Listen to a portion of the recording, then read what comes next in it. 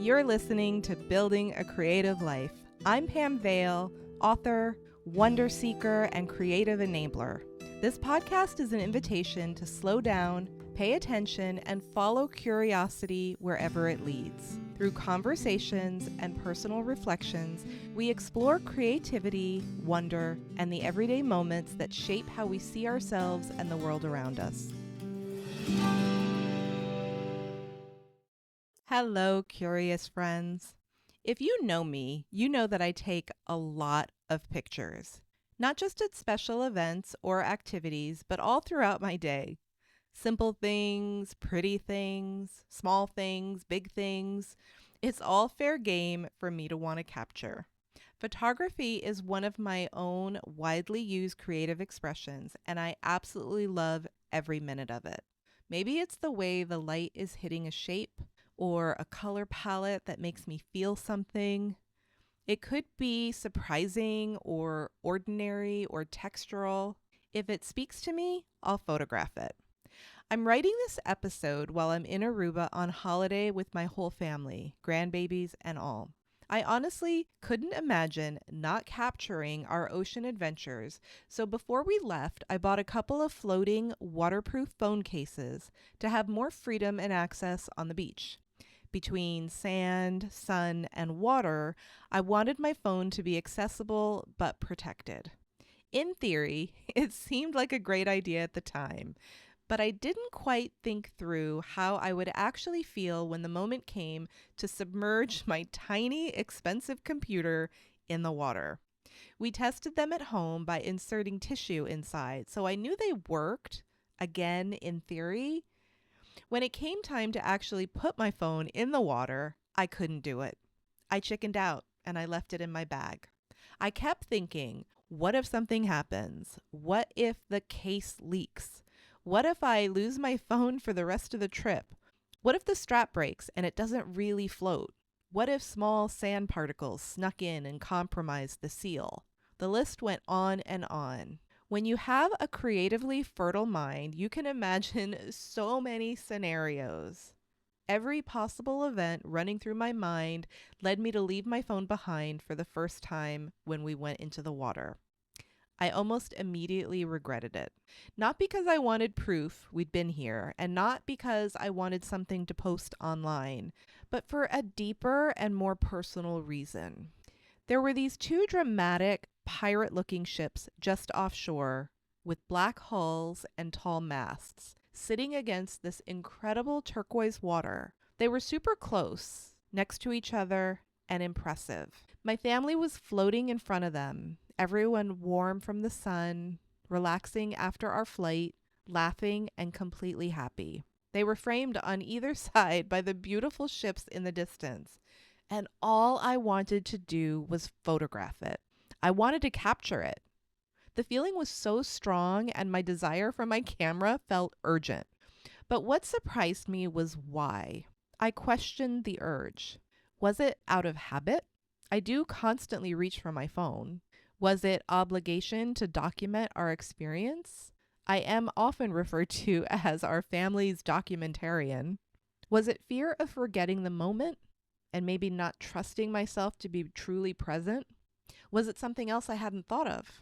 As I watched my family floating, it struck me that none of them were aching for their phones. They weren't anxious to capture the moment or stay digitally connected. So why this nagging feeling for me? When I got really clear, surprisingly, I discovered it was about composition. It was about what I saw as an artist through my lens as a creative. It was the balance of the ships behind my family, the symmetry, the colors, the light, the drama of those dark boats against the bright water and sky. It felt like looking at a painting that I wanted to immortalize, a collaboration with outside forces, with nature, something that to me felt complete, a finished work of art. That was the first time I'd ever really thought about it that way, which surprised me as well. Taking pictures has always been a hobby and an outlet for me, and I just kind of went with it, never questioning it. But now I see that it has always been a creative activity for me all along. Another artistic output, a framing, a visual collage of sorts, painting with the lens and using what's already there. I've also been in a bit of transition lately. Right before we left for this trip, I got an email from my licensing agents asking for more frequent artwork. And I think after a lot of reflection, I've realized that art licensing has probably come to its full expression for me, at least for now. I had naturally backed off a bit from my abundant art production because of the attention that has gone into finishing and launching my book and all that comes with that. It was an organic shift and has been leading me to explore other parts of my creative life. So now I've spent so much of this trip and even the flight here thinking about identity. Am I an artist, a decorative painter, a photographer, a jewelry designer, a teacher, now an author? For a little while, I wondered if stepping away from one part of my work meant I was somehow stepping away from being an artist. What was my identity? How would I define myself? How would others define me? What happens to those parts of us that are no longer in the front? Standing in the ocean, looking at those ships, something shifted. I realized that all of it is my art. Not just the things I make, the way I see, the way I frame a moment, even if it's just in my head or with my camera lens. The things I notice, the connections I make. Everything I compose with my eyes before I even lift a camera. That moment with the ships wasn't separate from my creative life. It was my creative life. It's a snapshot in time, a tiny piece of history that will never exist exactly that way again. And I saw it. Watching those ships slowly move towards us, seeing them pivot, watching the sails rise, every angle changing with the light, it felt alive. It felt like art in motion. It felt important. Eventually, I decided to stop worrying and I took my phone into the water. I figured if I had bought the waterproof case, tested it, and trusted it enough to pack it, I should probably use it. I also went to the worst case scenario in my mind of possibly losing my phone and decided I could live with that consequence. Grateful I could just get a new one. I loaded it up and I went in. Everything was fine.